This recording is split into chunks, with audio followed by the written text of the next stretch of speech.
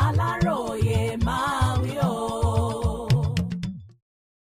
Ó ṣeé ṣe kí PDP má ní olùdíje nípínlẹ̀ Ọ̀ṣun àti Èkìtì lọ́dún tó ń bọ̀. Wike. Mínísítà fún olú ìlú ilé wa Àbújá Nyesom Wike ti sọ wípé gómìnà Adémọ́lá Adélékè ní kí gbogbo ayé dá lẹ́bi tí ẹgbẹ́ òṣèlú People's Democratic Party kò bá ní olùdíje nínú ìdìbò gómìnà tó ń bọ̀ lọ́nà. Láìpẹ́ yìí ni ẹgbẹ́ PDP l'Àbújá fún Adélékè ní sátífíkẹ́ẹ̀tì mọ̀yege láti díje lábẹ́ àsíá ẹgbẹ́ òṣèlú náà lọ́sùn, ṣùgbọ́n kò pẹ́ sígbà náà ni wàhálà ńlá bẹ́ sílẹ̀ nínú ẹgbẹ́ ọ̀hún tí ọ̀mbrẹ́là sì yà sí méjì gbẹ̀rẹ̀gẹ̀dẹ̀. Wike sọ wípé gbogbo àjálù tó ń dé bá ẹgbẹ́ PDP báyìí lòun ti rí sẹ́yìn tí òun sì ti kìlọ̀ fún gómìnà Adélékè ṣùgbọ́n tí kò dá òun lóhùn. Ọkùnrin náà ní pẹ̀lú bí nǹkan ṣe ń lọ nínú ẹgbẹ́ náà báyìí, ó ṣeé ṣe kí ẹgbẹ́ PDP má ní olùdíje sípò gómìnà nípínlẹ̀ Ọ̀ṣun àti Èkìtì lọ́dún tó ń bọ̀. Ọkùnrin yìí ní kò sí ẹnì kankan tó kó ipa pàtàkì nínú ẹgbẹ́ PDP lórílẹ̀‐èdè yìí ju òun lọ.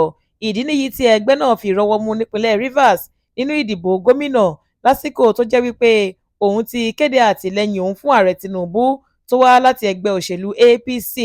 Wike tún sọ síwájú sí wípé nígbà tí Adeleke wá sí ọ̀dọ̀ mi, mo béèrè lọ́wọ́ rẹ̀ wípé kí ló ń ṣe gan-an, èèwù wà fún o.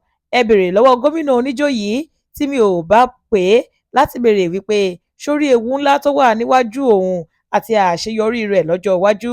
Gbogbo èèyàn ló gbàgbọ́ wípé tí òun bá ti jẹ gómìnà kò sí nǹkan kan tí òun kò lè ṣe, nǹkan kò sì rí bẹ́ẹ̀ rárá. Mi ò tí ì jẹ gómìnà tí mo fi di gómìnà, mo kọ̀wé fipò sílẹ̀ gẹ́gẹ́ bí mínísítà ní láti díje pẹ̀lú ẹgbẹ́ òṣèlú tó lágbára, mo sì wọlé. Lọ́dún 2019 ìjọba àpapọ̀ ṣígun wá bá wa ní Rivers, mo tún wọlé. Ní 2023 mo fẹ́ pe gómìnà tó bá rò wípé òun láyà irú rẹ̀ láti dán wò.